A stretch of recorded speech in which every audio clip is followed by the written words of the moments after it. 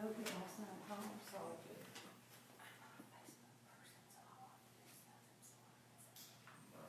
I understand. I understand the point.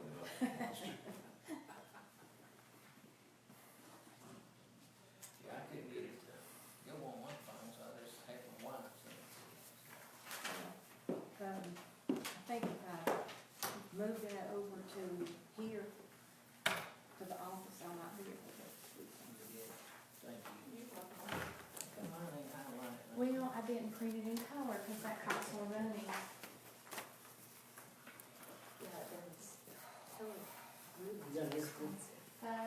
No, Mr. Jesse, I'm sorry, I didn't. Was he need a copy? Yes, Here, you can have one. I didn't, I'll get one, No, I'll you get need one after. do this. Go in there and ask one of the girls to copy that off for you, because we'll be doing something else until you get back. It's 9 a.m., we'll call the meeting to order. Do a roll call. Rick Brewer, Here. Bob Edens, Here. Keith Gibson, Here. Valerie Goins, Raymond Jesse, Here. John Metz, Charles Thacker. Here. Mr. Chairman, we have 6 members present constituting a quorum. Thank you, Sarah. John's called and said that couldn't be here due to, he's had a lot of employees out, he's having work. Next item on the agenda would be approval of public buildings committee minutes on the January 23rd, 2019. So moved. Motion by Commissioner Jesse, is there a second? I'll second. Second by Commissioner Thacker. Is there any discussion on the minutes? If not, all approve, say aye. Aye. Opposed likewise. Motion carries. Next item on the agenda is the update on the wastewater treatment plant at the Justice Center. And we have a gentleman here, I don't know your name. Hi, my name is Dean Hellstrom. I'm an engineer with Long and Melton, and my colleague is Marios Giorgio. Okay. And we work together on putting this little packet together for you. During the process with Alana, she had indicated to kind of, the first part was just kind of giving you a budgetary number for the facility, and we came in, I think, 550 to 650, I think was the original budgetary number for that. We have come in here and looked at 3 different options available to you for consideration. One is an electric grinder unit that's in line. We have done these types of projects, but the drawback to those is, depending upon the wastewater facility, is the handling of the material once it's been grinded up. It would just continue in the wastewater flow. That is something based on our conversations with the town of Rogersville, that they would prefer not to have those grindings in the wastewater. It causes, some issues, potential issues at the downstream end of the flow. So we have put together some prices associated with that, but as we're looking at the options, really the 2 that have come are more acceptable to the town is the option of using a grinder followed behind by a screening, and then you would also look at a wash unit that would wash those grindings and get any of the fecal matter off of it, and then compact it and put it into a storage. And we have some figures that we'll look at here shortly on what that is. The other option is just using a screen, taking that, washing whatever, that it's going to come out of there. It's our understanding that you may have anything from sheets to shoes, telephones, you name it. So we just take those, bring them up, pack them, wash them, and put them into storage. The concern that we have with that is the potential of, during the wash process, because of the larger material, you may not get the fecal material out of there, in which then you will have more of a potential for odor during these summer months. So when we look at this, we have come into, as I stated, we look at the design criteria that we have, and that is to prevent any future blockages within the wastewater system for the town of Rogersville. So what we have looked at is providing solids no more than a half an inch to leave the facility. And then, one of the other items, is washing those solids, to prevent the odor. We do know that the line leaving the facility is an 8-inch line. We have done a preliminary survey of the site. We know that the line itself is anywhere from 10 to 8 feet deep, depending upon the location in which we will set this unit. It is our understanding that the current facility has backup power and is in operation 24/7. So we need to provide that reliability to there's a couple questions that we do have, is whether or not we would just get our own electrical service, or if it is something that we could tie into the existing power service, because it's our understanding that you do have backup power to that now. And that may be a matter, once we would get into the detailed design, is making that cost determination, which is the less expensive of the two options. At this point, we have assumed that we would have our own electrical service along with the backup generator for this.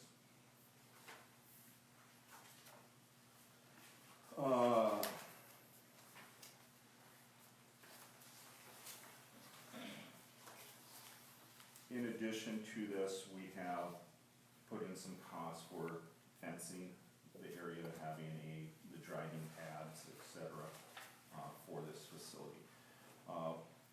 In here, we have in our report here, we have an appendix with the various costs associated with options 1, 2, and 3.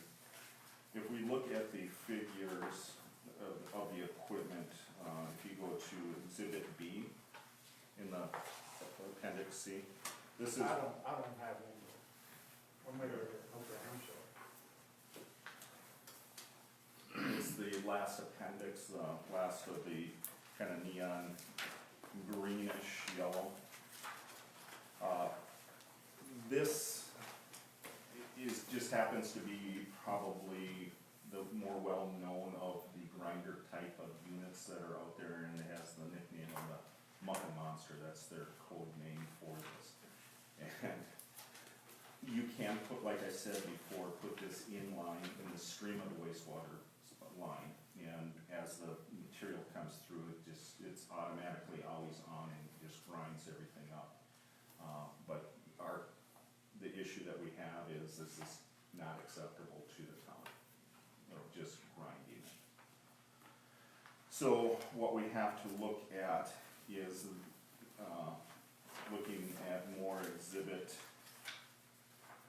D and E, where you actually build a structure in the ground. You dig all the way down to the wastewater line, and you actually put this in line with the channel, and then once it gets grinded, there's a screen mechanism and a conveyor that brings that material up and ultimately to either a bagging system or some type of dumpster type of unit. So one of the two options is available to the county for consideration, is either a dumpster or a bagging type of system. In part of that is going to probably go into probably the volume of stuff that we would be getting. What size does this grind that down to? You said. It would be screened to a minimum of a quarter to a half an inch. Yeah, but my question is, the screen part, but what, the pump itself, what's that gonna grind down to, maximum, what's gonna be coming through that pump once it's It'd be shredded, I don't know the size, it depends on the spacing of the cutters, but it's usually, threads. Yeah. I don't think you see anything more than, a quarter of an inch going through. And that would all get then screened.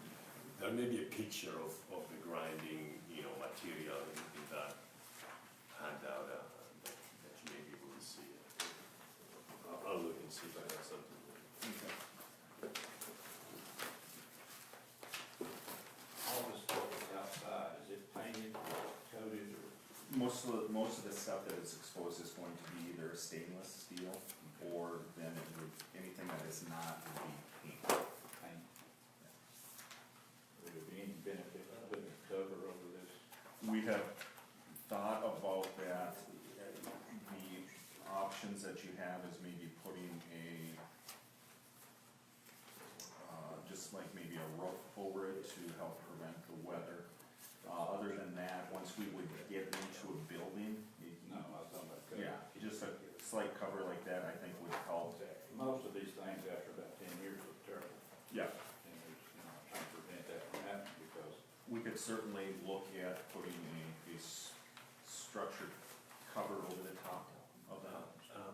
The issue with putting a cover on a building above structures like this is you have a lot of sewage vapors that will be enclosed inside a building, and that makes it a hazardous area.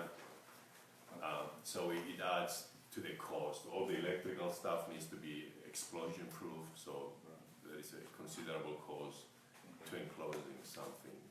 It can be done, but that's why the higher cost. okay.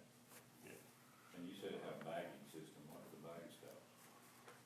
I think they're just a regular plastic bag. Yes, yes. Just a regular trash bag. I just put on there.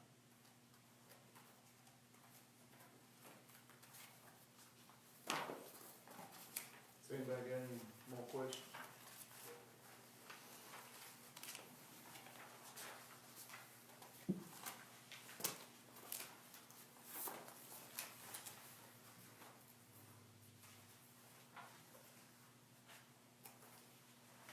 Well, I guess I've got one, of course, Sure. probably not your question to answer. I guess it'd be more the city's question. You're saying the city will not, does not take anything less than a quarter of an inch? They do not want the They potential. don't want it? Okay. Cause that was my question, I mean, if that's the case, all these houses would have to have grinder pumps on them. Correct, I understand what you're saying, they don't want anything, once it would be grinded, it's still going to be, in the stream, and potentially that could then clog the system. Let's say it does shred a blanket, you're gonna have all of that material continuing to go downstream, it could then get lodged somewhere, even though it's in much smaller pieces. If there's something in, like a manhole that, somehow it's getting caught, all of that would then continue to build up in that situation. And that's kind of, that in addition to the grinding of that changes, without removing it, will change the makeup of the waste to a stronger waste product. And I think they are concerned with the loadings that they have at the facility. They are not in a position to accept higher strength wastewater. It's going to push their sewer plumbing, into the point that they may not be able to handle it. So they want you guys to remove as much as you can from your end. I think that's how I understand it. And this is a picture if you want to see the shredding of the size of the material. Have you used these long enough to give us an idea how long they'll last? I've had these in some plants, and to my knowledge, in the 10+ years, there hasn't been a problem with it. Yes, it's stainless steel, that will last 10, 15 years, It's got electric motor though, that's not gonna last. Yes. Yes. What type of warranty does it come with? typically I have in the past have added a 2-year warranty to all the equipment once we did it. With that, is there a standard warranty above that? I'm looking at, let's see, Sure. different manufacturers may offer a different, warranty. Up to a Because 5-year I always, warranty? when I purchase something, that's one of my biggest questions is Sure. what type of warranty, especially Yes. something this expensive. And who would service that? I mean, we would have to have a maintenance agreement for that, so who would we get to service that? These are relatively simple things, that some of your guys may be able to do, or if it's more complicated, you can call these, the representatives that service this area can come out and do some work for you. Yeah, there's manufacturers, representatives, we'll have that available, more detailed questions of that, so we'll. Also, do we not have a cheaper alternative other than this? Is there another way to trap this residue? Part of the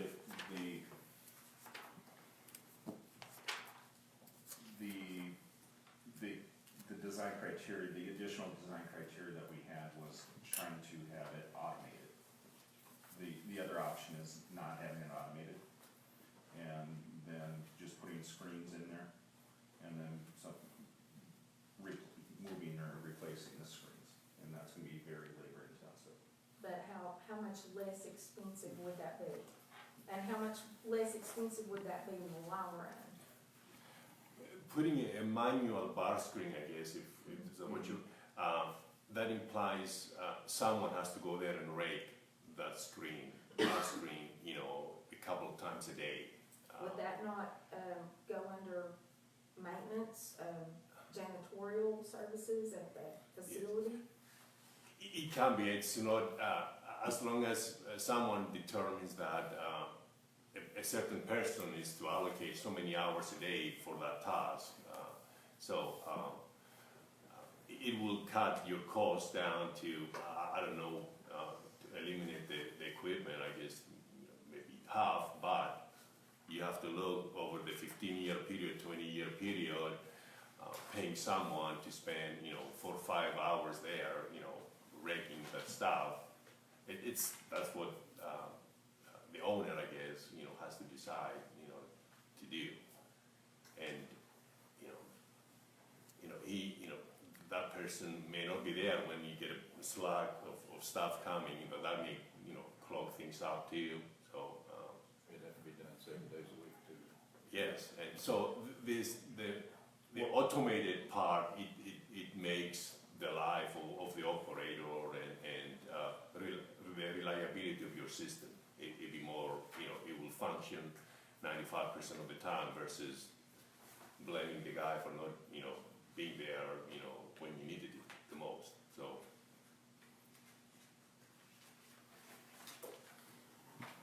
The potential of backing up is into the system itself, it wouldn't be downstream, it's going to be you would then, if it does get plugged, your system back to the facility would be what gets.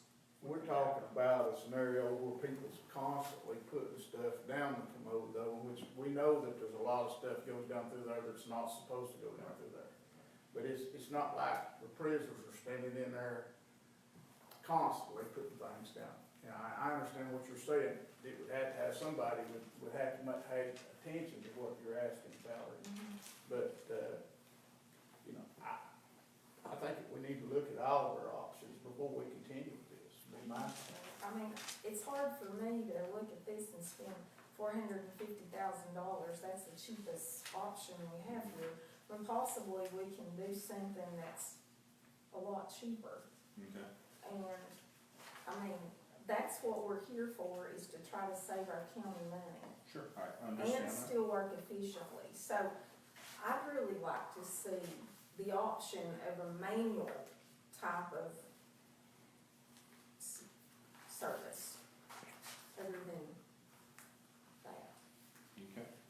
Well, on what side of the line is that comes, I'm talking about the line comes down probably about an 8 or a 10-inch line, it's probably what that is. 8 inch coming out of the building and then 8 inch continuing on to. Where we would be looking at putting this, and probably I didn't get that, is on Justice Center Road, is where the Domino's is, that driveway, on your side of the property, there up to, I think, to the manhole that you can see as you drive up there is the location of where we would be placing whatever this is. And that manhole is located close to the corner of the vinyl fence right there around the impound lot, that's where the manhole is. But one question I would have too is, in this, and even if you look at something that Commissioner Goins is looking at, have you factored in expansion? Because Yes. now we are at approximately 300 inmates. What if in 10 years we go to 400 or 500 inmates? Yes, we have designed this for a flow of 200 gallons per minute. Currently, I think your flow is in that, based on the recent records that I've been able to determine, is flow of anywhere from, on average, 25 to 30. So, but this is set up for, to handle 200 gallons per minute. How much damage has been done in the past when they have plugged it up and it backed up? Have there been a lot of damage? It has not done as much damage to our property as it has to the city's sewer system, because when it's given us a problem, it's caused the backup for other people, businesses and somebody's house. So it's not so much that we've had the problem, other than it just stopping up, but it has caused problems. Is the county liable for that, or? Well, they have not charged us, but if it were to continue, we would have to have some responsibility to the city to clean out the area or to repair any damages that have been done. We looked at this same situation, what, 10 years ago? When I was on here before, we studied this, and evidently there's not been anything done to it since then, as far as alleviating this problem. There was nothing done. So, I move that we, Mr. Chairman, that we study this, look at it, see what our options are, and bring it back to this committee at a later date, next month or April, whenever. Could you put that to next month, the next meeting, and we'll schedule another meeting, because we can't just leave it out there in limbo forever, we've got to. No, the next meeting will be fine. There is some sort of a timeline on this because of the information that we need to provide to the state as far as the request that we do something. And as I understand, when we built the facility, it was not a requirement that the system be installed. It was not a requirement. But as I understand now, any new jail facility has to have something like this in order to protect the city's system. So we are now under that rule that we have to do something. So we'll be fine if we don't. Yes.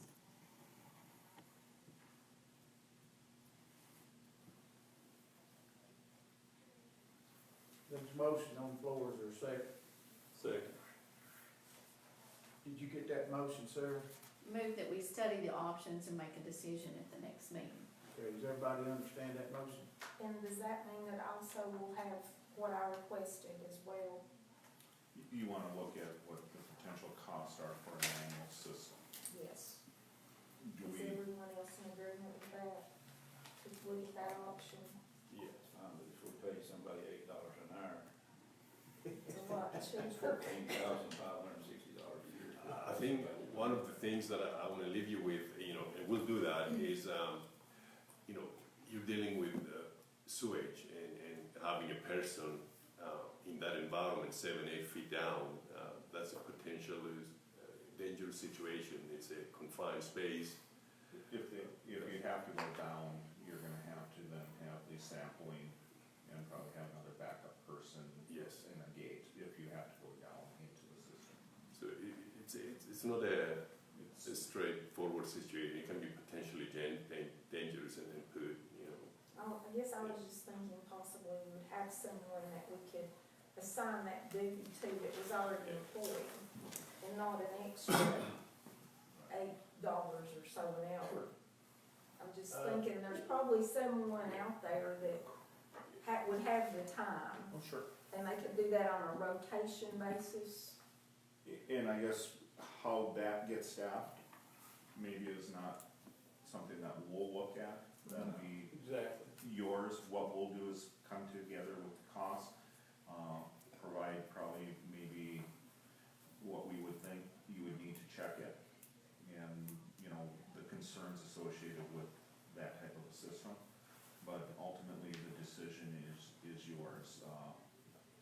We'll look at the potential of, with that option is, can it be changed to automated in the future for you too?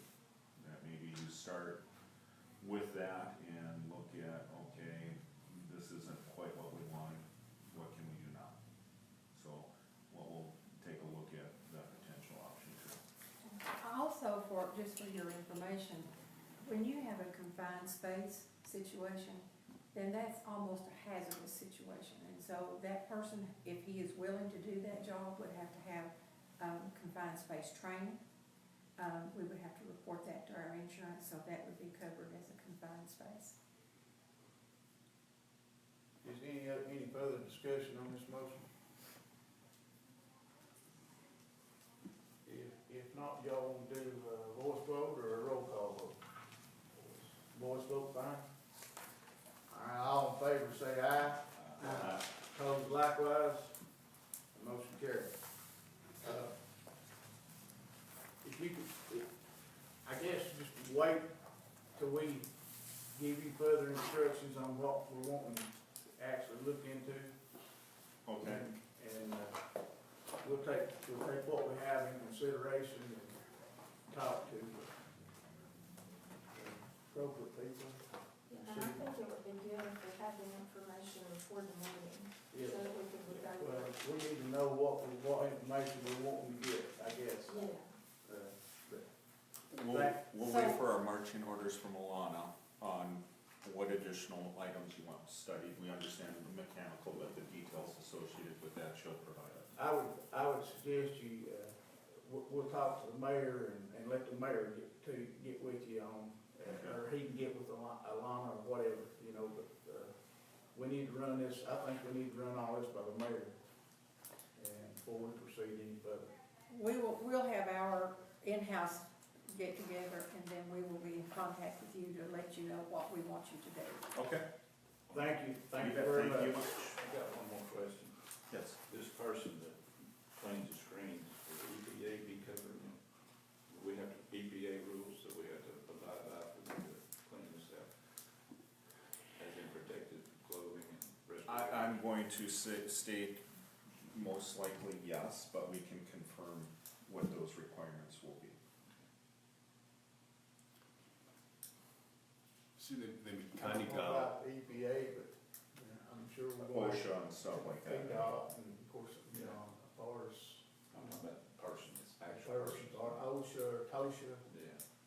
I'm sure, you know. I mean, We've got to be compliant with all that, so. I actually meant Ocean City EPA, thanks, Rick, I appreciate it. this mechanical option, it brings everything up to the, you know, ground level, so nobody has to go in. Thank you very much.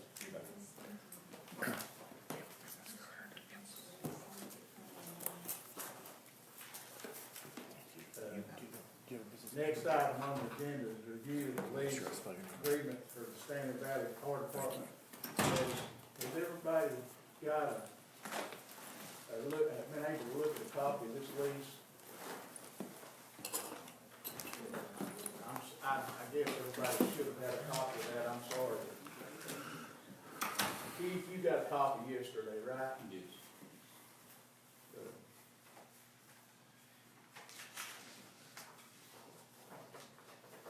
Is anybody here, I guess there is, to represent Stanley Valley Fire Department? He was not notified until yesterday. He's in staff training this week and was not able to come. He said that he would be willing to come to a meeting, but he needs more than just a day's notice, so. May I ask why he wasn't notified? I don't know, because that was not, I'm just part-time,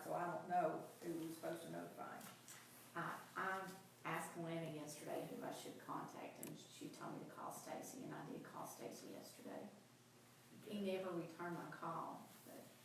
I But he call. did contact me, but he didn't know who the call was from. And I told him of the meeting, but he said, I'm in staff training this whole week. Well, that's fine, I would like for somebody from the fire department to have been here, but looking at this lease, and this is not the only lease, this committee needs to look at several leases that we've got going right now, and, Can we have a copy of that? can you get some copies of this, Lana, and we'll move on and discuss something else? Just like, I think everybody needs to read it, for sure. You want to read it, well,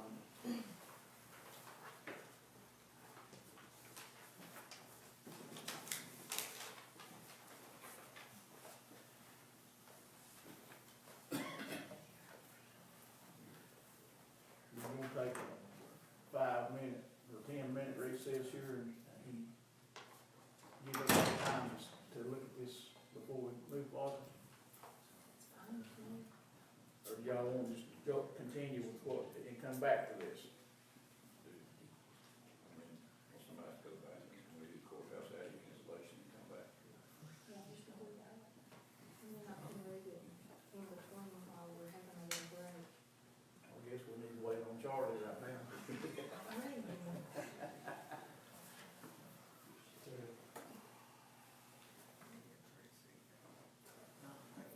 Basically, this agreement was an agreement that was entered into in 1985.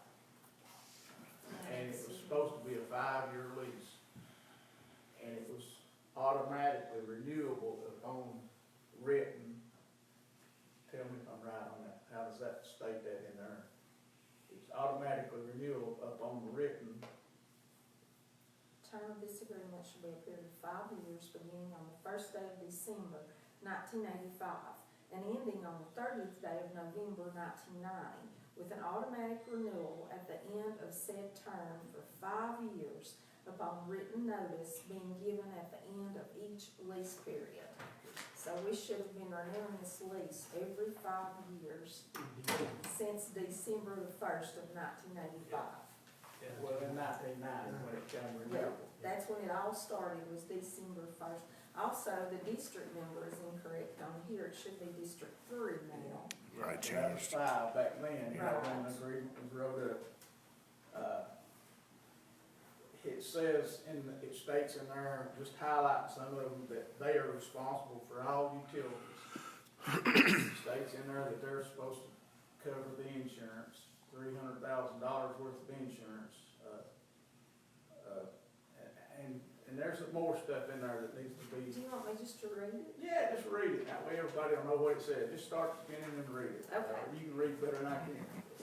This lease agreement made and entered into on this first day of December 1985 between Hawkins County, Tennessee, whereafter referred to as leaseor, and Stanley Valley Fire Department, hereinafter referred to as leasee.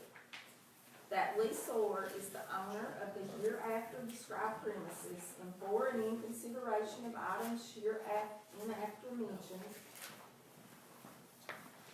leaseor does hereby rent and lease unto the leasee, and the leasee does hereby take as tenant under the leaseor the following described property, situated in District Number 5, aka 30, of Hawkins County, Tennessee, and being commonly known as the Watterson Voting Precinct. Said premises are leased to leasee for storage of fire equipment, fire engines, and other items related to firefighting, with the property being available for community and social uses. It is agreed between the parties that the leaseor shall reserve the right to use said premises on each election day as a voting precinct. For and in consideration of the sum of $1 cash in hand paid, the receipt of which is hereby acknowledged, the parties do hereby agree as follows, and I've already read that part. Leaseor covenants that it is the owner of the above described premises, that it has good title to same, and it will forever warrant and defend the title against all persons whomsoever, and will put the leasee in open and peaceful possession of the premises on the first day of the term hereafter. Leasee acknowledges that it is examined the leased premises and accepts same as being in good order and repaired.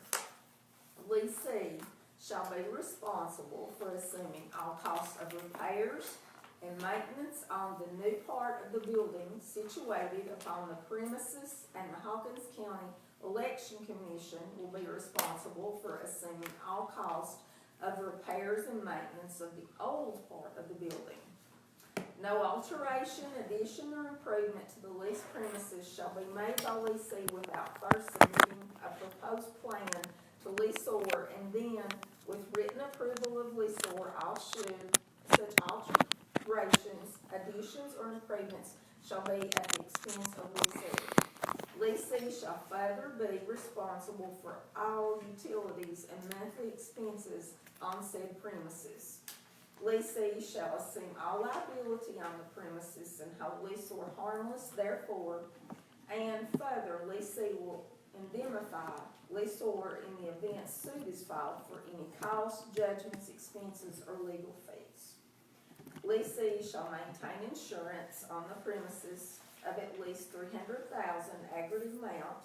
Leasee shall submit a certificate of insurance showing general liability to leaseor with a copy to be placed on file yearly with the Office of County Executive, also County Mayor. Leasee shall not have the right or authority to sublease the premises or any part thereof, or to transfer or sign this lease without the written consent of the leaseor. This agreement may be terminated by 6 months' notice being given to leasee by leaseor in writing, said notice to be mailed to leasee at its post office address, which that wouldn't be correct either. Leaseor and its representatives may enter the leased property at any time reasonably convenient with leasee for the purpose of inspecting for the safety and preservation of the property. Leasee shall not permit to be done any noxious or offensive activities so as to damage the premises or be in violation of any state laws or city ordinances. In witness whereof, the parties have hereunto set their hands on this date first above written. And it's signed by Dan Brooks, Charles Thacker, and Kermit Vaughn. And then that's all the authorizations. Thank you, Howard. You're welcome.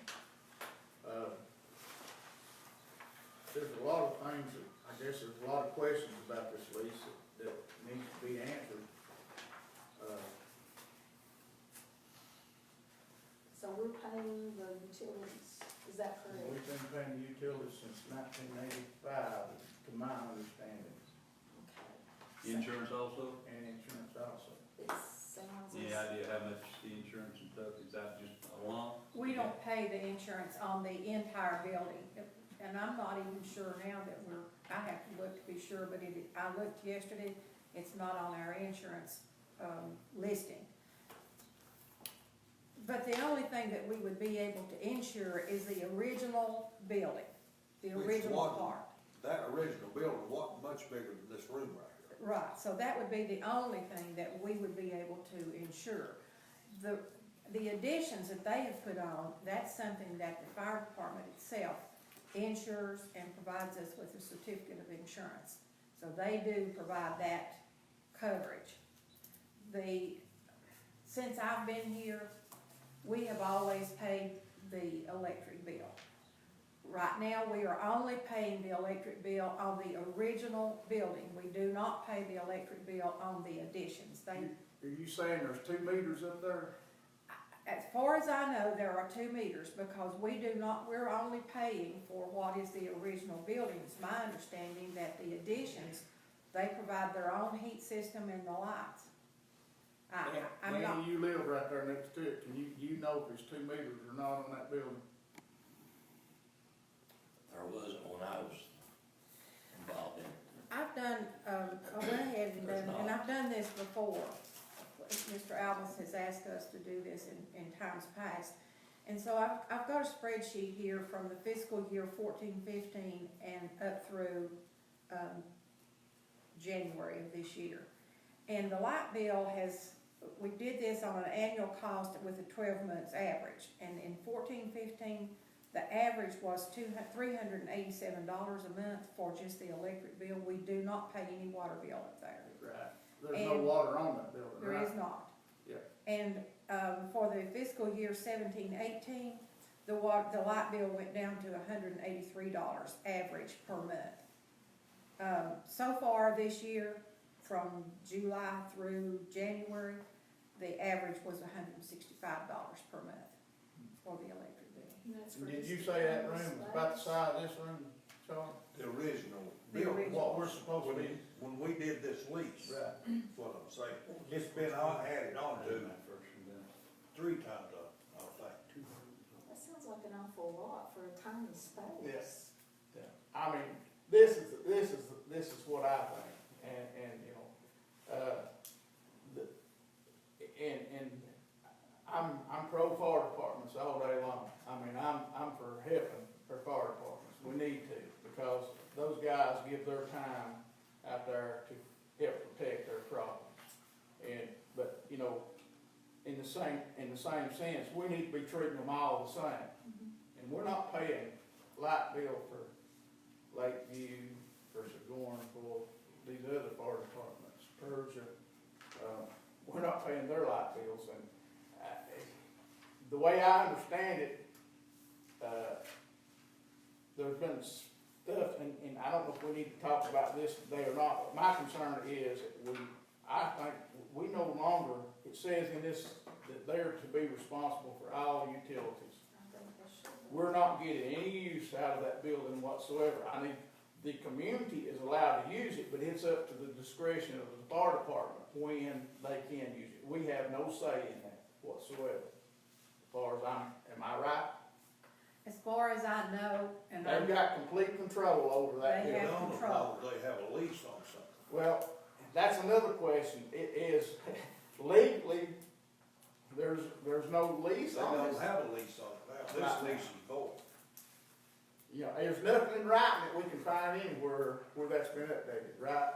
it has not been updated, and when I came here, we started looking at different leases, and the committees at that time did not want to make a change. We're still gonna continue with that, just leave it like it is. Most of the time, those leases were to the point that if you did not want to make a change, you just let that lease continue, and it automatically renewed every period, 3 or 5 years, whatever it was. So a new document was not prepared for most of our leases. Actually, since November of 1990, the county has owned that building. They don't have a lease on it. Well, we still own it, it's just, Well, no, but I mean, they don't even have a lease on it. But she said that they have automatically renewed, and that was the understanding of those committees, correct? That's correct. upon written notice, and that should be on file. We should have the last lease, what I'm getting at. But Well, this is the last lease. the I know, but I mean, commissioners, up to date, it says lease every 5 years, doesn't it? Yeah, but it can be automatically renewed upon written notice. In other words, if they say we wanna renew it, that should be on file. Yeah, that's what I'm saying. But we don't have that. but we've gotta remember too, that our prior commissioners, our forefathers, said that unless things were changed, we were gonna leave the lease as it was. So, my thought is, we leave the lease as it is, and we send Stanley I have no Valley. problem with the We lease. send Stanley Valley something saying, hey, you need to start paying your electric bill, because all these other utilities are paying their electric bill, and that's only fair to everyone. So what will you do with Churchill? Because Churchill's fire department is in the city-county building, and we pay Hancock. We've got to address that too, and that's something that I'm saying, all these leases has got to be addressed. It sounds like then we need to also discuss that. We've got, What does their lease say? well, that's Their a lease contract is- between the the city and the county. A whole lot different than this, so that's a whole new meeting It's, for it's, that. yeah, it's gonna be complicated. We gotta sit down and talk about all that. Keith's the alderman up there, and me and him's discussed a little bit about it, but, you know, it's, I believe in treating everybody fair and the same.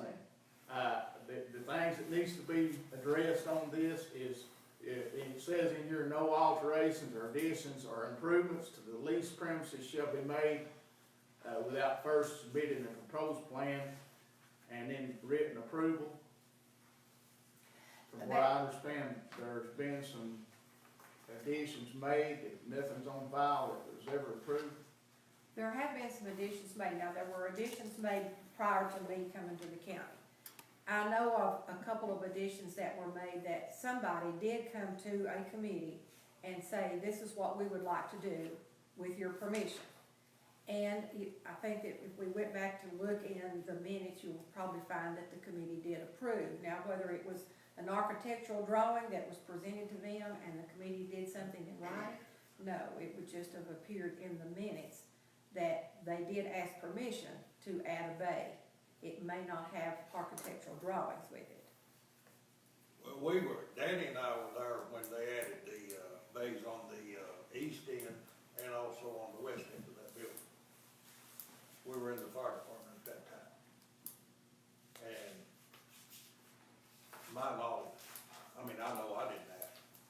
You just did it without permission. I mean, somebody could have, I'm not saying they didn't. I think I might have Commissioner Thacker. I think I asked before I was involved in building the bay on the west end.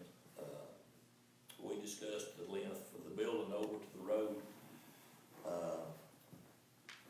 And it's right on the line. It's borderline been on the county right of way. That was on the last bay that was built on the west end of the building. Yeah.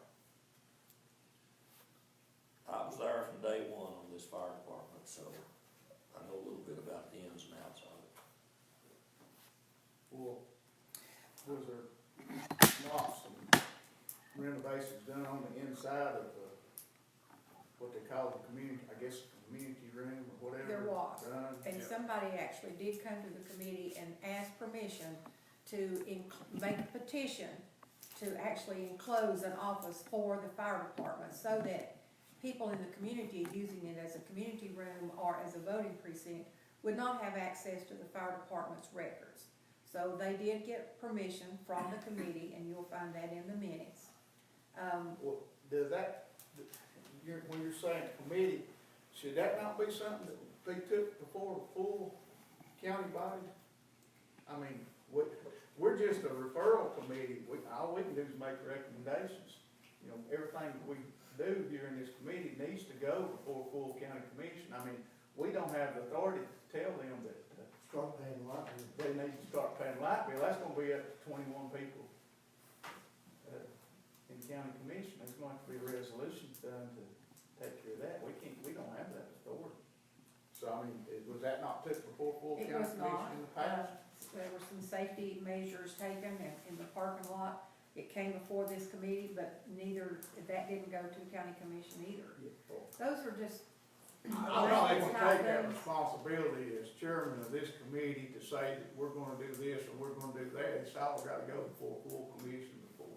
But since this electric bill thing is in the lease, Right, can we not, yeah, we can send that on to full county I commission. mean, would we have to do that? Yes, I mean, I'm assuming because we paid for it all these years, so I mean, I mean. a lot of I think things we were do under the impression So that, many years, it's, Let everybody know.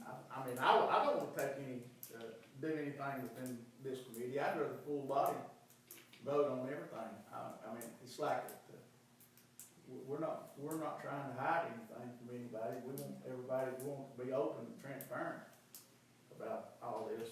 And I think everyone needs to know just exactly what this lease says. And, you know, we need to abide by the lease. That's the only thing that I'm saying. We need to, you know, it's black and white right here on this paper. That's why I thought possibly we wouldn't have to go through full commission, because it is black and white. Well, the only, You see what I'm saying? So, you know, if you're going to make changes, there are other changes that you need to make in this lease agreement also. You know, we need to take out the narrative that the election commission is responsible for assuming all cost and repairs and maintenance of the old park. That is, and that's come up before, when something came up and they said that, well, this is in the lease. But there is no money in the election commission's budget to do any kind of maintenance. This is a county building and should be counted as a county building and maintained as a county building and not through the election commission. So, in my opinion, that needs to come out. It's not the election commission's responsibility. They just use it as a voting precinct, the same as we do the courthouse or any other place. So that needs to probably be changed in the lease. So do you think we need to just update the lease Yes, ma'am. and then send it on to the full commission to be voted upon? Is that what you're saying? If you're going to send this to county commission and you're going to change the way the electric bill, if you're going to do that, then you need to also change the election no, commission. I disagree with that, Lana. I mean, We're not gonna change. we're not, we don't, as far as I'm concerned, we don't even need to change this lease. It's fine the way that it is. I understand that it says in there the election commission is responsible for that part of that building. And I don't know why that was agreed to like that. I guess because that they was using it as a voting precinct, whatever, but still yet. That's the only control we have of that building is when election day rolls around.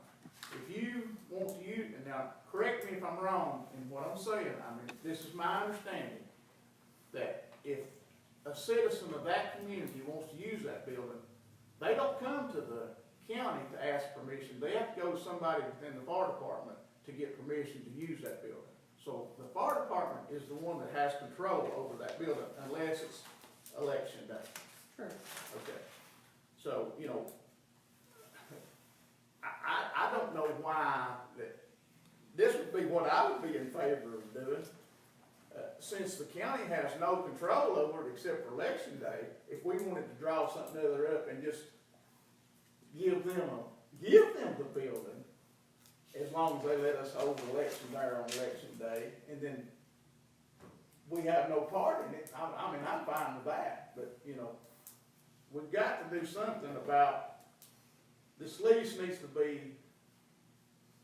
followed the way that it says. We've got no, in my opinion, and everybody here's got one, we've got no business of paying this electric bill the way that this lease is wrote up.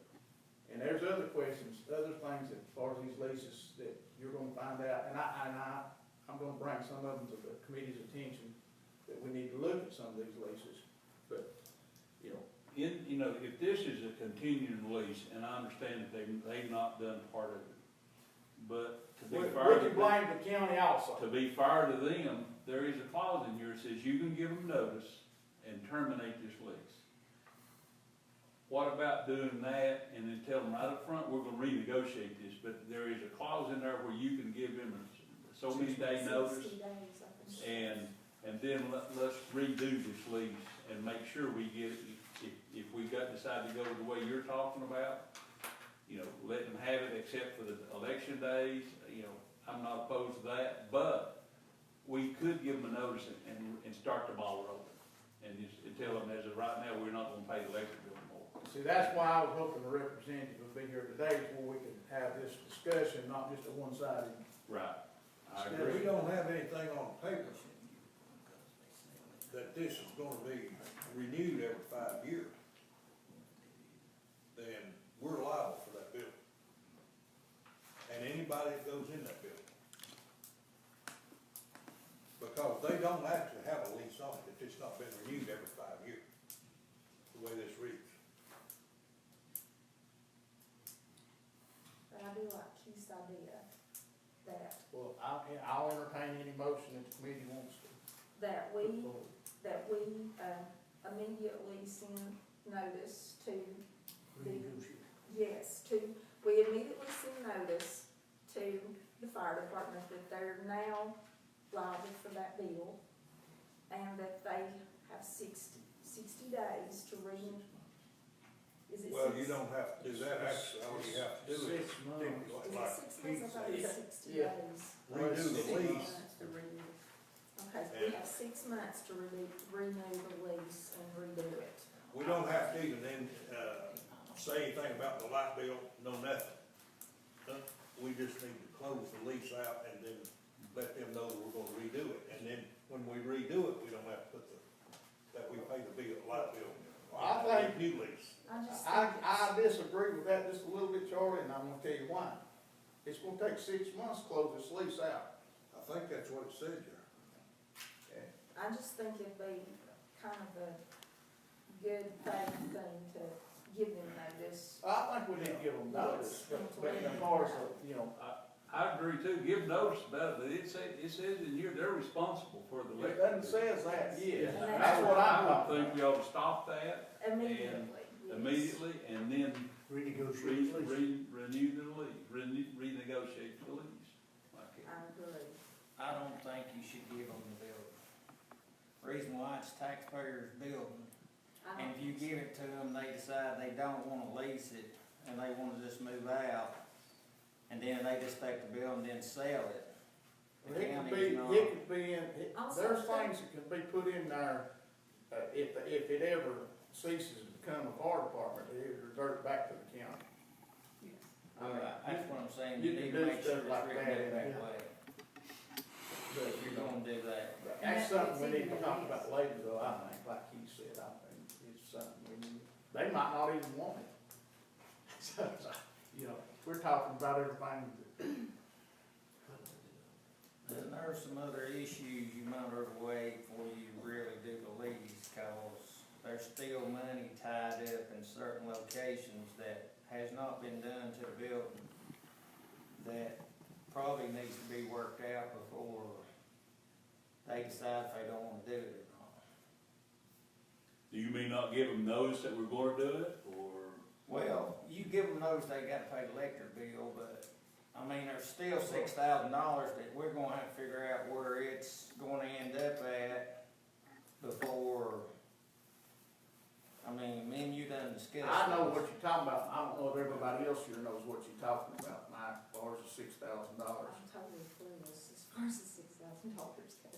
Well, 2-3 years ago, the county commission approved to give them $6,000 to put a bathroom inside the fire department.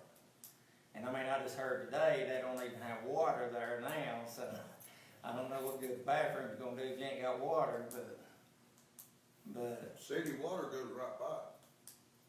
well, that's what I'm saying, if it ain't none in the building, I know, but I'm saying, you know, but they there's have still access to it. $6,000 that's wherever. But the bathroom, to my understanding, is still not in the fire hall. Am I not correct? That's correct. The construction part, I don't think has been completed. They have not drawn down their money for that. The money is still here, so we have not paid for So that's not an any of the issue. construction. It was not the county's responsibility to get water or the sewer system in it. So all we were doing was just to provide them with the materials to build the room itself and the So the- fixtures. The $6,000 still in the general fund? is I that think, what you're saying? I believe that the $6,000 has not been drawn down. We need to find out for sure on that. To make sure. Can I make this recommendation? I mean, I know that it said I can't make a motion, but technically I can make a motion, but I won't make a motion, because I respect y'all. But, you know, I think this is what needs to happen. Technically, we was talking about the 6 months. It's been how many years since this 6 months? 28, you know. Unless they have something, But, in paper. why could we not recommend that we send a resolution on the county commission? Of course, it won't be this month, it'll be next month. That we're not gonna pay that electric bill. And then in the meantime, let's sit down with them and renegotiate. But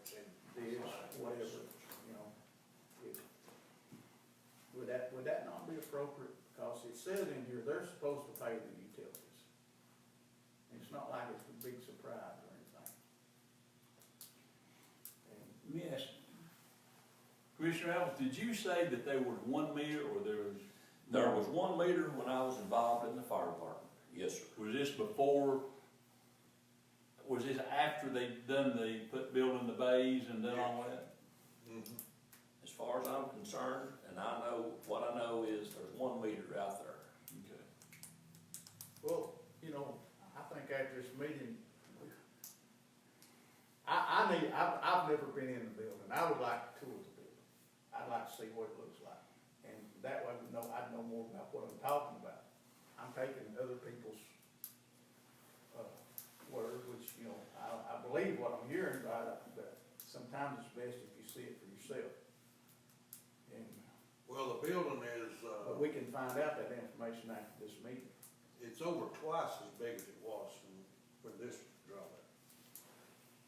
Commissioner Thacker and I have a lot of work in that building at the fire department. We organized the fire We're department, founding members, yes, sir. So, and it was a building, not much bigger than this room. right. But now there's 4 more bays on it, plus an addition built onto the back. I don't know what they're using it for. If I'm not mistaken, and that's not part of what the county does, but I believe that they were trying to to build that on the back so that they could store maybe another vehicle, another I truck. think there's one in. So, Well, this is my question, I know it's something that's in the, did you find out that information about the, Martha was not at her desk, so I don't know. okay, whether it is or whether it's not been spent, where are they gonna put a field line? I think they were gonna put a tank in and just have it pumped every so often. I don't think you can do that anymore. I know that was the intent to begin with, and I've got to call in to Mr. Stubblefield to get an answer on that, but I don't think that you can do that anymore. I think. Well, they don't have room, I tell you. Well, I guess that's beside the point right now, but what's the pleasure, do we wanna take any action on this, or we'll move on? I think we have to take some type of action. I still think we should go ahead and give them notice that they're paying the electric bill. And then we need to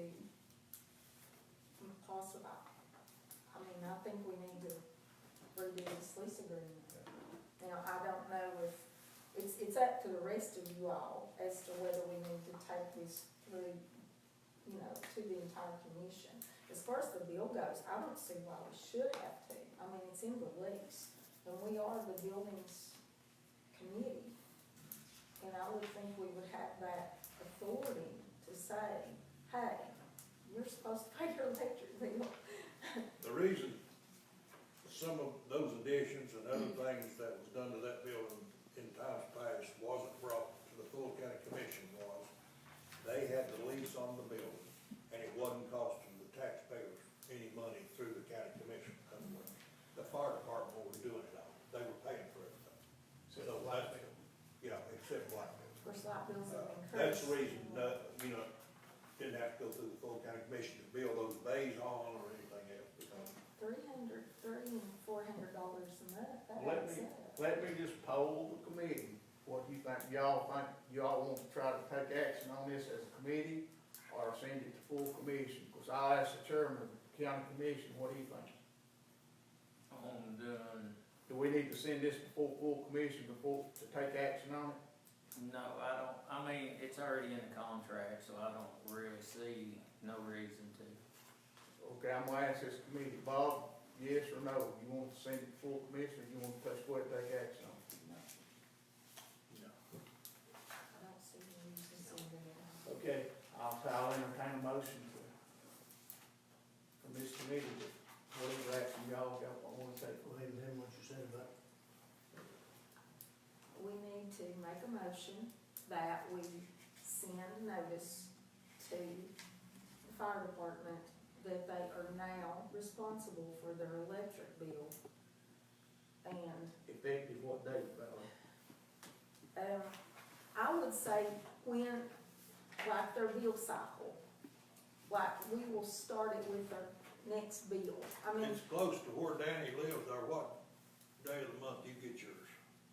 I usually get about 3 past you.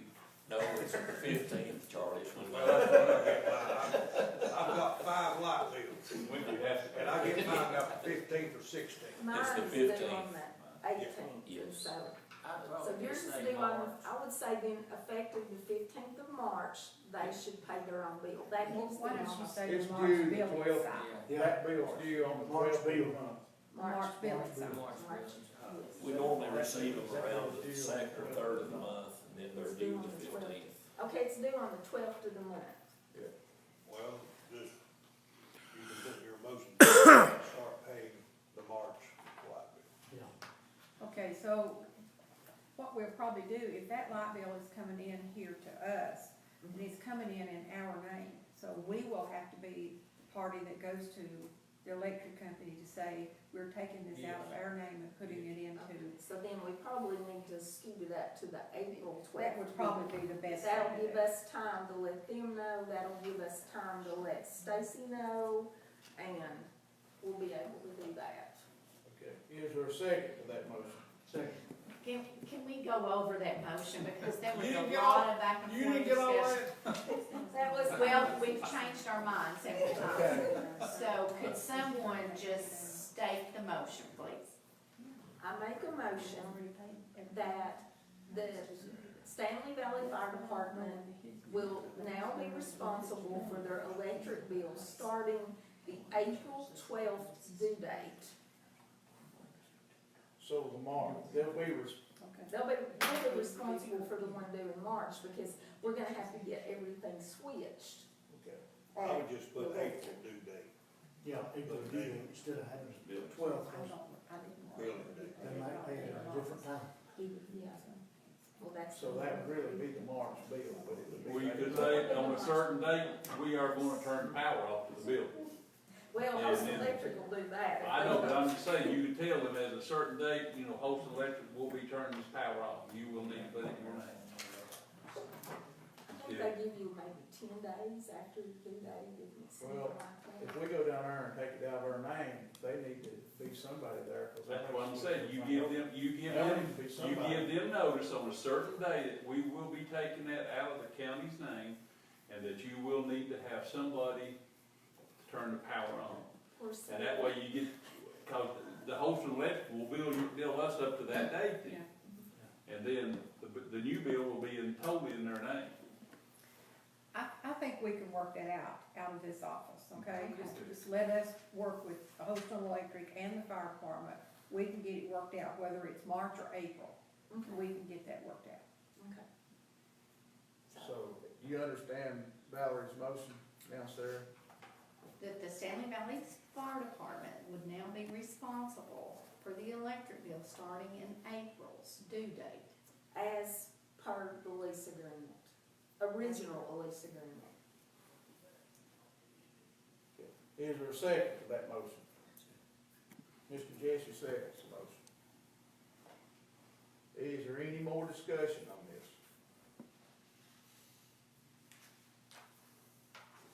If not, do a voice vote, do a roll call vote, sir. Rick Brewer, Yes. Bob Evans, Yes. Keith Gibson, Yes. Valerie Goins, Yes. Raymond Jesse, Yes. Charles Thacker. Yes. Mr. Chairman, we have 6 yeses. I think that makes it better on something that's delicate as this. Okay. Now, do we need to give them notice about the renewing the lease? We need, I think that that's everybody's, Well, I'll make a motion that we do give notice that this release needs to be renewed. Now, I don't know what timeframe you wanna do.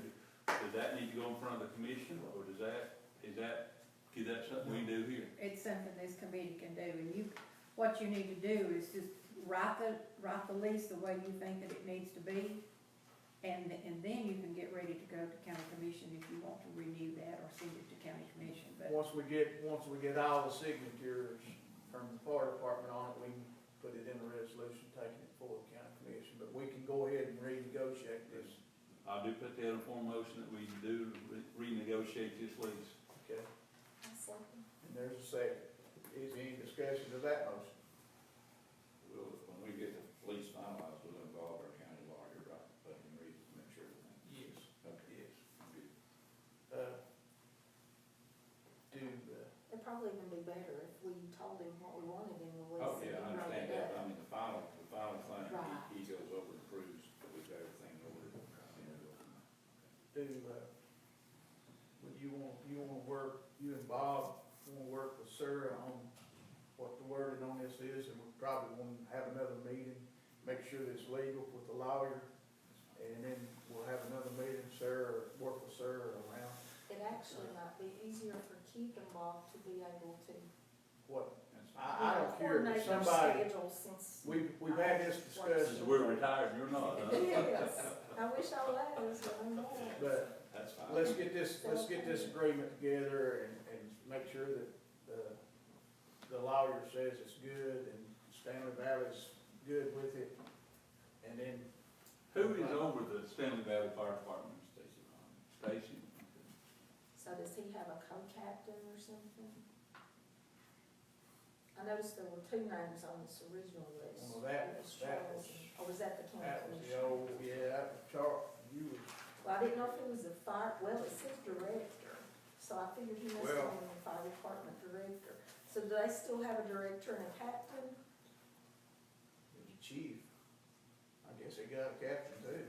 So, that's what was on the original lease, was two folk. Can you guys just get together and get this took care of, with Alana or Sarah, whoever, and make sure everything's legal as far as the lawyer, and then we'll bring it back, have another meeting later. There's more things that we're gonna need to discuss on these other leases also. This lease was drawn up by Larry Moore, he was county attorney at the time. So, We need to have a vote on that, Mr. yeah, Chair. I'm fixing to vote on it. Okay. That's all the discussion with, anybody else got any further discussion on that? Okay, all in favor of this motion, say aye. Opposed likewise. Motion carries. So Keith, you and Bob can work with Alana and Sarah and get this put together, if that's okay. Y'all agree with that? Okay, thank you. And the funds have been drawn down for the restroom, that we have paid for the materials and the fixtures. How much It was around $6,000. has been drawn out? It has been. We paid. What happened is, for the amount of money that we were supposed to, we actually wrote a purchase order. And so when they bought the materials, that invoice came to us for payment. So we paid for the materials that we were supposed to pay for. So that went to actually the construction of, It actually went for the materials, okay? So if they bought lumber or fixtures at Liberty Lumber or wherever they bought, that invoice came directly to us and we paid it direct okay, to not to the fire department or to a contractor, we made it to the vendor. right. So the county has paid for, $6,000 toward the materials for a bathroom up there. Correct. Thank you. They're getting water out of the pond. There's nowhere to put a bathroom. No. I mean, not any field beds, there'll be room for bathroom, but not the field bed. We've, over the period of years, we've tried 2 different times to find a way to put a bathroom in there with the septic tank and a field bed. There is not enough room to put a field bed. Danny, did you not have that in place at one time? Yes, sir. With Haskell Stubblefield, the ground did not perk good, so normally where he just makes an S for the field beds, he was gonna do 3. We'd have 3 lines behind the building, all the way down to the community center's fence, which is still county property. But he wanted a deposit, and we never did come up with no money, so never did pursue it. But he did say that we could. Well, that's not a possibility anymore. Not now, that's where there's been an additional bay added on within the last year. So that's out now, there's no more room. Okay. Well, one other thing I have is the $6,000 that has been drawn down from our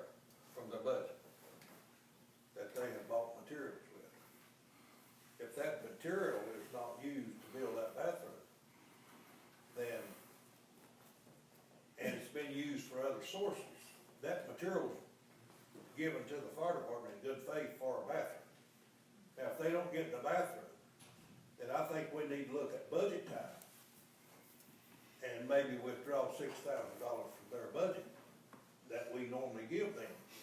Because somebody should give an account for that $6,000, what I'm getting at. Before we even go there, Charlie, I think we need to go up there and look at the bill and make sure what's been done, that way we'll know. And since that's a county building and this is, you know, each county commissioner should have a right to go, or this committee especially should have a right to go in there and inspect it, because it does say that in the lease that we do have. But, you know, I think that we need to go and look at it, and that way we know more what we're talking about. And let me say this, I took a day and toured a lot of our county buildings. Not all of them, I've still gotta take another day or maybe 2 more days and tour some more. But I suggest that you guys tour these buildings too, because there's a lot of things that I discovered the day that I toured that I didn't know. And we've got a lot of buildings, and we've got a lot of, this committee's got a lot of responsibility. I mean, there's monies that, most everybody don't wanna hear this, there's a lot of things that's been put off, that we're gonna have to take care of. We're gonna have to spend some money on these buildings soon, a lot of them, and, cause if we don't, we're gonna be spending a tremendous amount of money. Correct. And, you know, and of course, one thing, the installation in the courthouse, we're gonna discuss next. But there's several things that we've got to look at, and that's our responsibility. This committee's responsibility is make sure that we take care of our county buildings. So, is there anything else on the fire department? Bill? Let's move on to the courthouse insulation, attic insulation. Lana, you got some quotes on that? I do. I contacted an insulation company in the Kingsport area just to get an estimate of what it might cost us to get the attic re-insulated, because there's very little insulation in that attic right now. That was brought before the committee at the time that we were doing renovation of the courthouse. However, at that time, they wanted to keep the budget to a minimum, and the insulation was not included in that budget. So a few days ago, I did contact this company and asked them to give me an estimate of what the cost would be. For an R38 rating, which is 12 inches of blown-in insulation, he quoted 90 cents per square foot. There is 7,080 square feet in that building, so that's gonna run a little bit more than $6,000, somewhere $6,500 to $7,000. That's just estimate. Did That's he, labor and everything did he included. come and look at that? He did not. He Okay. said that's just an estimate that we quote. He really thought that we could get an estimate for that as far as our budgeting process was concerned, and that's what we were looking at. So he did not come himself and look. Who's that with? Mullins in Kingsport. I believe that's who we used when we did a house, the rental house, and it was like $1,100, and that house was small. We've used them before here in the county, and Is that just standard insulation? that's the type that you blow in, and it would be an R38 rating, which is 12 inches of Which insulation. would be sufficient, as long as they done it in the manner that it should be done. I've got some contacts too before we decide everything, but that gives us some ballpark figure that we can look at. I was in the attic of the courthouse, and before we can get anything done up there's, and I was hoping to get to talk to Commissioner Metz today, but there's brick laying up there in that attic where they tore the construction, when they done the construction, where they tore an old chimney down. They're laying in the attic.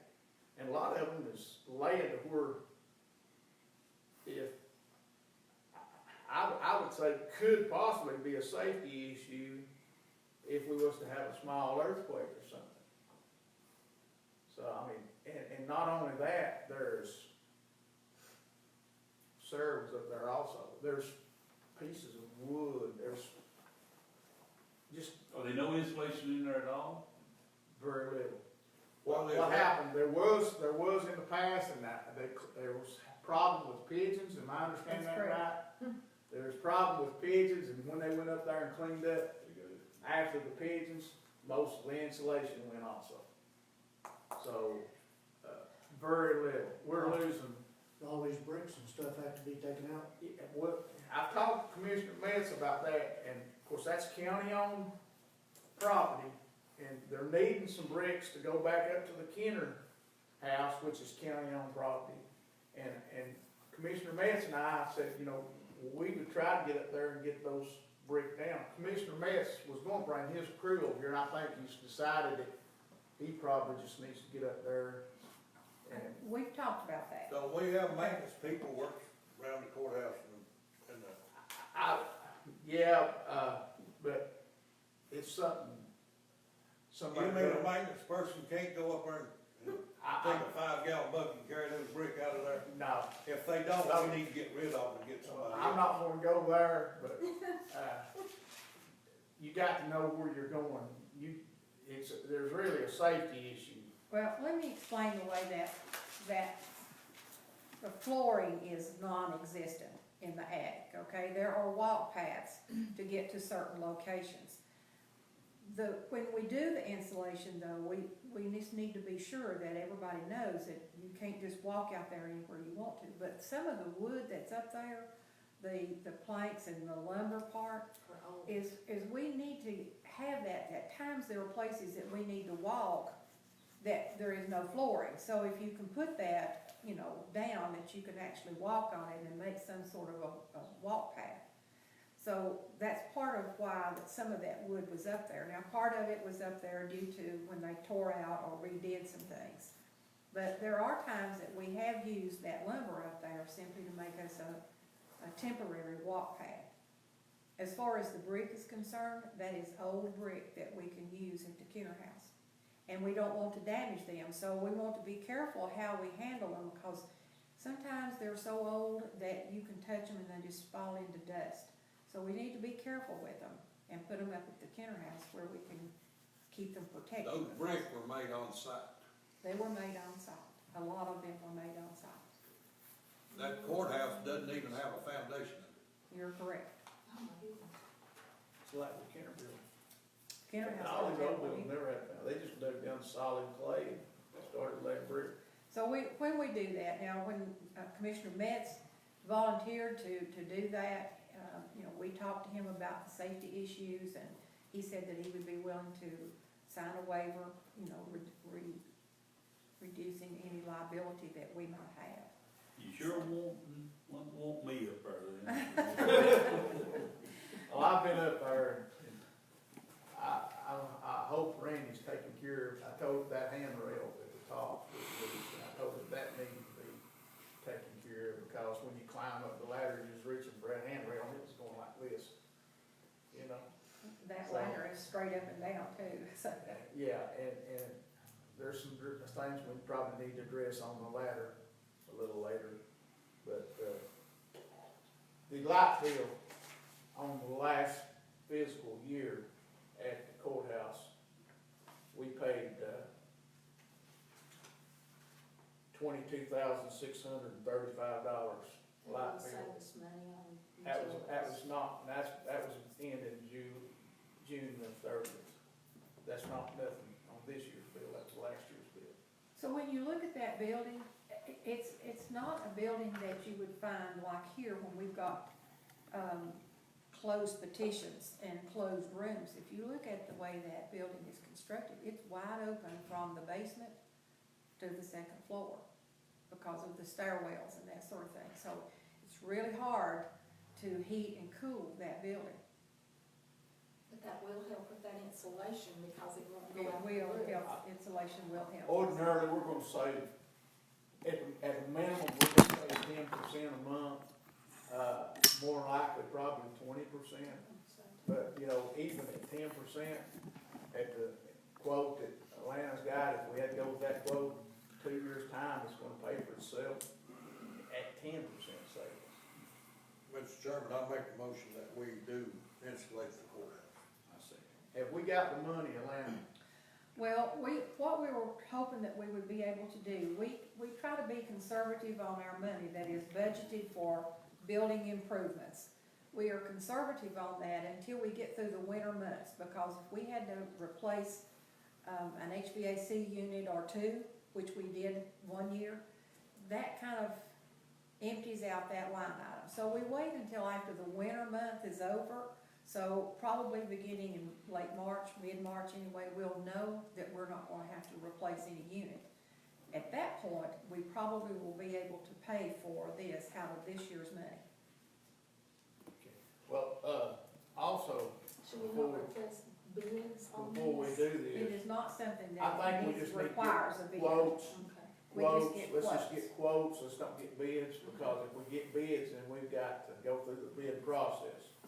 But I've got a couple of people that I can contact as far as installation, and I think we can get it cheaper than even what, and that's not bad. If you multiply that out, it was $6,373 is the cost. But normally, if it's something that we do not have to bid, we try to get 3 quotes and then decide from those 3 quotes what we want to do. But, also, knowing, being up there in the attic, knowing the situation, I think, once we get this insulation down, I know we've got to have walk paths back to where the heat and cooling systems are. We need to get good walk paths, in other words, get some Vantech or something, 3/4 inch plywood or something cut to where, right now, you gotta still watch where you step on those boards. If you don't, you're gonna go through. So, I mean, that needs to be addressed. I agree. And well, let's get all that wood out of that attic, because the way it is right now, it's gonna cost, if they come and look at it, they're gonna say, well, I might have additional charge to install this because it's so hard to get to. Get that attic cleaned out, letting them blow it in and put the walk paths back in, and which that'll be a little extra expense, probably can maybe save enough. You don't want nobody coming through that ceiling. You don't want those bricks falling through down into the courtroom.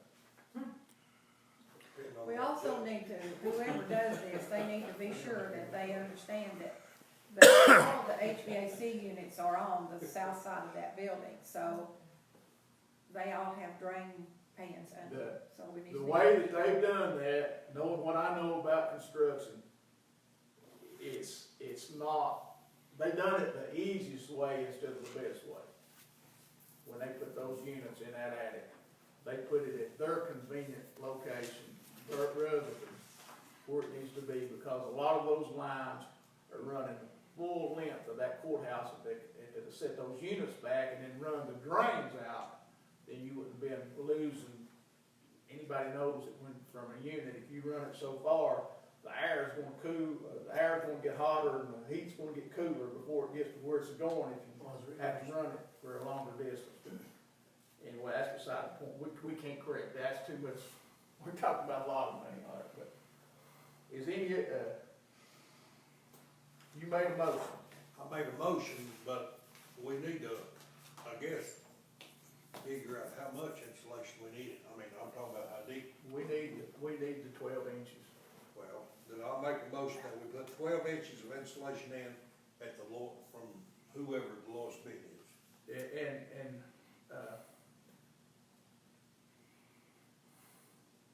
Okay, let me get a second.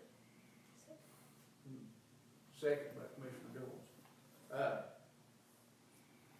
Also, when we get these quotes, we need to make sure, that they are reliable, you know, somebody that's gonna not come in there and do the job right, cause I guess we need to make sure before they're paid, that it's done right. I could look at it and make sure whatever. We also need to be sure that they are insured and licensed. And licensed.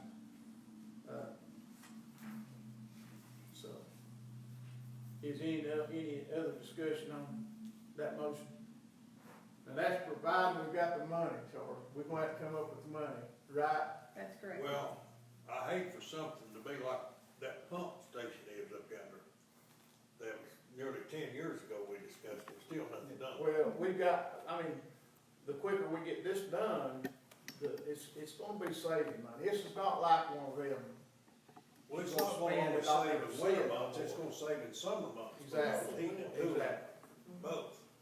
So, is any other discussion? All in favor say aye. Aye. Opposed likewise. Motion carries. Next item on the agenda, this mental entity, I'm sorry about this, but it's mental entity meeting. Proposed capital project spreadsheet. Did everybody get that filled out?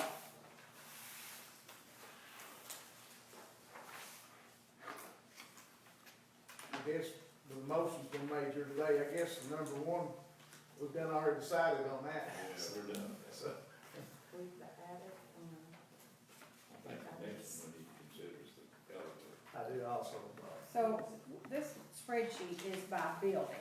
right. So have you all got any line of them that you're going to say this is number one or two, or how are we doing this? I think that's what we're doing now. Well, that's what we're gonna do now, you know, what, Part of you it. know, was everybody in consensus? I guess it was, since we voted to do the attic in the courthouse, that was everybody's number one priority, I guess. yes. And I appreciate that, because I think that needed to be done.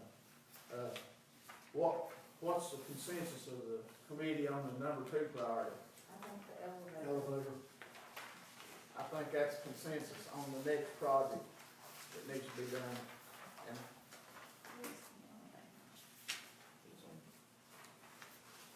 Now, this is another project that I hope that we will be able to do out of this fiscal year's money. I don't, Elevator controller is at the top of the page, let me page 3. say this, on when we do that, and I guess we'll need to talk to the company that's doing it, but there's some issues that need to be handled about restricting that elevator where it can go. That elevator doesn't need to go to the basement.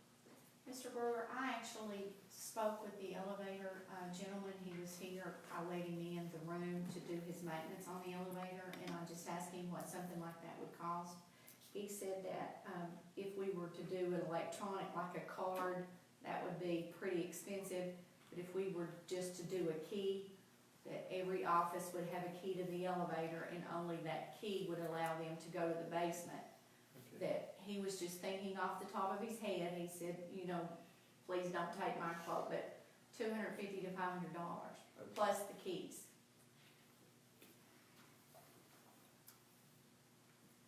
But then the door isn't locked either, so it would be, Is there not a lock on the door? the doors are not locked to the basement, so anyone could walk down the steps and get to the basement too. So if we're gonna go to the expense of putting a key in the elevator to access the basement, where only employees or personnel that are needed down there can get down there, we need to address the door as well. But when you do that, you've got to realize that that is the safe zone for that building. Mr. Bobo, could we do something off the record here just a minute? We just want to talk something about security, and I don't want to talk about security over. Well, then you'll have to go into executive session or something like that.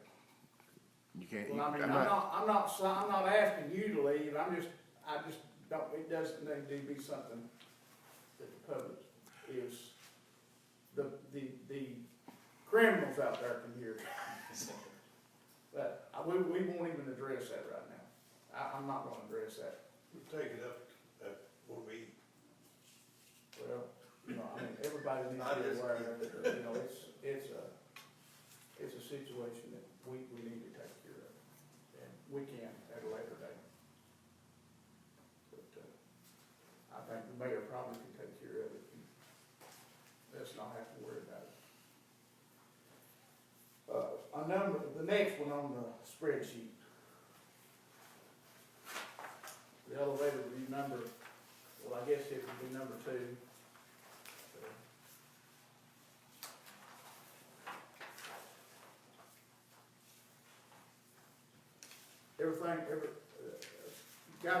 One thing everybody needs to remember in this, we have to be ADA compliant on all these ADA projects. When They have to be complete in 2023, complete, not started, complete. correct? So, I mean, that's something that we need to take into consideration also. So we might wanna consider the handicap ramp as our third project. Cause the elevator's Well, gonna be I mean- also ADA. I'm not saying that needs to be, we just need to make sure that comes, we get it done before. And it's a safety issue right now. It is a safety issue, and it is against ADA regulations. However, if you leave it like it is, you are going to be compliant because you are grandfathered in. But with the new regulations and the plan that we have agreed to and was passed by a county commission, I think in 2017, we are under this rule that we have to make this change in the handicap ramp. So we'll have to have somebody, an architect, an engineer, to come in and design for this building.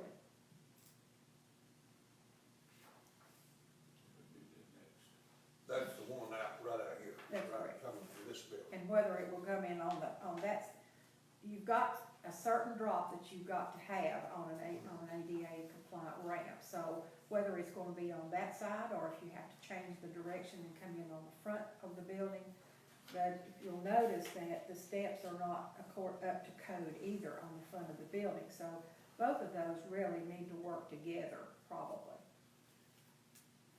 I think it's fine. Also concerning this building, and it's not on here, I've been in the attic of this building. And I don't know what the deal on it is, but I guess it's where they've been up there running wires and lines. There is insulation up there, but it's not in its proper place.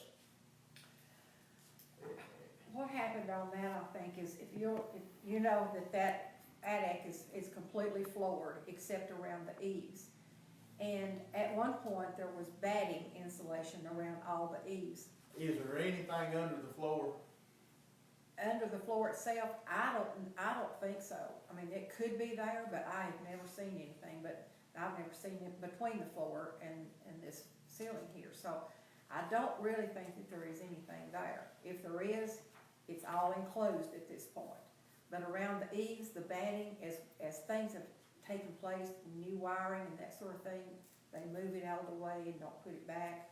And it really needs to have some insulation around that. Is that attic been cleaned out? Has anything been done? Not yet, I don't guess.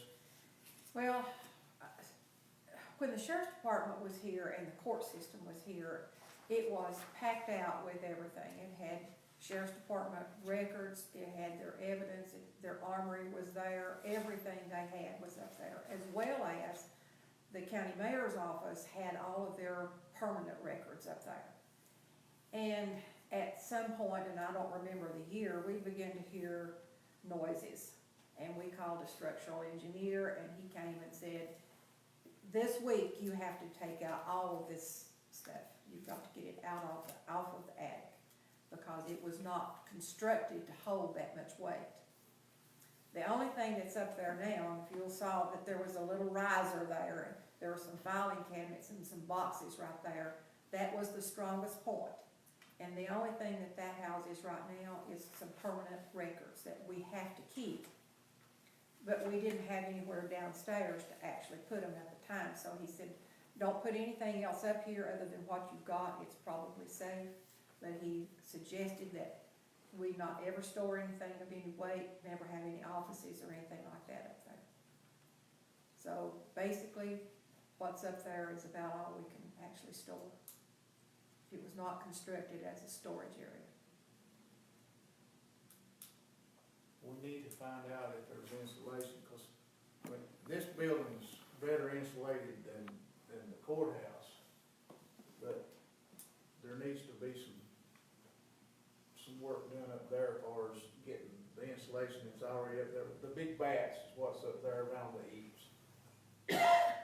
we need to find out if there's anything in under the floor, in under that flooring part. And, if it's not, then there needs to be some insulation put in there also. But we got basically the same thing going on here, as we've got, it's not near as bad, but as we've got at the courthouse. It's not insulated, because the light bill, it's a lot smaller building, but the light bill here is about half what it is at the courthouse. Reckon you could get, possibility, you could get a better deal if you did the courthouse and added some of that. Well, it's something we could look at, but I don't know. They'd probably just do it by the square foot. You know, I mean, yeah, the square foot, so what, if they come down here once or twice, they're not charging anything different, because it's all included, labor and travel is all included. Well, the guys that I deal with, the more they do, the bigger the thing is, the better deal you can get. So, I mean, you know, I don't know, it's a possibility there. It's not I'm sure all of it. But that's something we need to consider that's not on here. Moving on, I'm sorry, we got sidetracked. So we're gonna do the handicap ramp and walkways after the elevator. Try to get them in code. And let me say this, what we're doing today, that doesn't mean that they have to come in this order. We're just sort of trying to prioritize things to look, that we can look at in the future. And if we're getting a big ticket item that's gonna cost a lot of money, and we've got something that may be behind it a little bit, and we have the money to do it, it might be the time that we might need to go in and do it on that fiscal year. Well, we need to try to look at too, budget hearings are coming up here in another month or so. And so if project 1 and 2, if I can pay for that out of this fiscal year's money, then we need to pick a project that we might be able to do out of the fiscal year 1920. So, Do you guys not think that security is, I would think that's a big deal as well in this fire issue, the fire alarms are 40+ years old.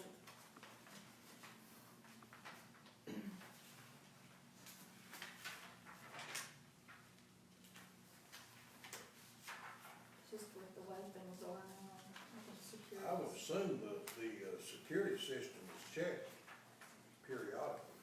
Well, this one says in this building we have no security. we do have some Careful buildings what that, you're saying, Valerie. This has all been discussed before many times. This isn't anything new. The right person might be watching this time. Yeah. We do, I think we need to do roofs, because roofs keep stuff from not falling apart. That's on the, well, that's the one I had on the health department, Yeah. So, and we talked about that last time. well, right, we're in the process now of putting the roof on the Rogersville Health Department. Okay, so that project will come out of this year's money. However, we continue to have problems with the roof at the Churchill Health Department, and sometime in the last couple of weeks, we were told that we were going to have a roof. We've been trying, the new addition, the WIC addition that was put on a few years ago on the front of that building has a new roof, but the rest of it is several years old and out of warranty. And right now, we're just having to patch and patch and patch. And so we were told just in the last couple of weeks that that roof is just gone, and we're gonna have a new roof on the old part of the building. He says he's patched all he can. Is, Churchill Health Department. Yes. Do we have any kind of a estimate for what that costs? I do not, because, and I don't have estimates on a lot of this, that means I have to contact somebody, they have to come down and do the study, and I don't always have time to get that to you in a timely manner. So I don't have any quote on that, and I've just learned that recently. Well, if we could get some kind of quote, rough idea, and that would help. And then, let's see, fire panels. So the roof in the Churchill Health Department roof is number 4 on the list. Roughly. So, Do we need to go any further than that right now? I think what we need, I need to know for sure that number 3 is gonna be the handicap ramp out here, is that what you decided? Number 3. And so what fiscal year, I don't think I can pay for it out of this year's money, so. I think that 2019-20, hopefully. See, a lot of this stuff too, and we may be premature on some of this stuff because, and I know you gotta have a starting point, but, you know, we need to, and I know if you get price estimates now and you don't do it 2 years down the road, it's gonna cost a whole lot more money, but if we just had a ballpark figure on a lot of this stuff to know how much money we're talking about, would help. I realize that, but when you look at the fact that I'm gonna have to have an architect or an engineer to look at the situation and to draw plans for this ramp, okay? What is the point that can be spent without an engineer or an architect? I think you have, anything that's under $50,000. Now, if there is somebody in the county that has the ability to design that, you have to figure out, is it gonna take up some of our parking, is it going to come down the sidewalk? You've got to figure out how to do that, and I don't have that qualification to It's do. gonna make the parking spaces shorter when we do that, because you're gonna have to widen that ramp out to where it's ADA compliant. It's Exactly. not wide enough now, it's too steep, you've got to have the pitch on the walk in the right, like 1 inch per foot. 1 inch per foot. You know, can't be no more than that for a wheelchair. And We also would rather that the ramp not come on the side door here the way it does now, because there, you know, unless we have some cameras or that sort of thing, we don't know who's coming in and out that door. It may be more feasible to do it on the front, to the left, and go toward the parking lot in front of where Jim's office is. It will, but when you do that, you're going to eliminate some parking places and a drive-through right there because of the length that it has to be. yeah, I don't think that, unless you go up a little piece and level Turn it it off and then turn it, and you're not gonna you're gonna have to. Well, what I was thinking, there, the parking lot is higher out there than it is where this one is. True. That's all, because the parking lot's elevated. That's the only thing I was getting at is, you know, the farther you go toward the street, the higher the parking lot is. You wouldn't have to go as far. That's the reason I suggested that. I'm like the lounge, you know, you don't ever know who's coming in that door. It don't work if you come from this side of the building up this side because it's too steep there Right. also. So Right. the easiest way would be to come from the west to the center of the building. But when you do that, then you may eliminate one of the drive-throughs, you know, where you can actually drive into the parking lot. There are 2 there now. And you may eliminate some parking places. And there may be some county employee that may be able to design that, but it's not me. But if you did it there also, you could, while you're at it, you could do the steps, make them compliant. All that needs to be done at the same time, the steps and the. Well, this is what I think, you know, and I know it might be a little inconvenient if somebody had to park that way, but they're probably, but if you done away with what steps is out there completely, or done the ramp up over that, and, you know, it's not nothing saying that everybody could use the ramp instead of having to use steps, Exactly. if we needed to just completely do away with the steps. But, you know, it's something that, if we have to get an engineer and an architect involved, it's gonna cost about 4 times more than what it should cost to get it done. If you could hire somebody local, they could do it. If you hire somebody knowledgeable and local, you're probably gonna be able to do that ramp within the $50,000. But if you have to get it. Let me ask this, when you do this ADA compliant, do you have to put an automated door in it? We'll have to have access control, yes, we will. And those controls, I don't have no idea, but well, that'll add to the cost. They're not real they're not real expensive. expensive, it's not nothing what you would think, you know. We put them in over at the Glass Connector over here, so they have access to go But- there. That could be an entirely different project, separate from the ramp, if Yes. it needed to be. Yes, I didn't know if you had to bring it up to ADA compliance. As long as it's in As place long as by 2023. 2023, as long as everything's in place for 2023. Do we need to go any farther on this list? well, I Anybody? guess the purpose of this, for you all to start looking at the fact that we're gonna have to plan what fiscal year we're gonna do some of these things, and without your help to do that, you know, we've really not decided, we're gonna do one thing right here, looks like in We have a subcommittee of long-term planning, and I think a lot of this might fall in under the long-term planning, if we wanted to. We're gonna have to decide what we want done before we can turn it over to them to budget though, Well, correct?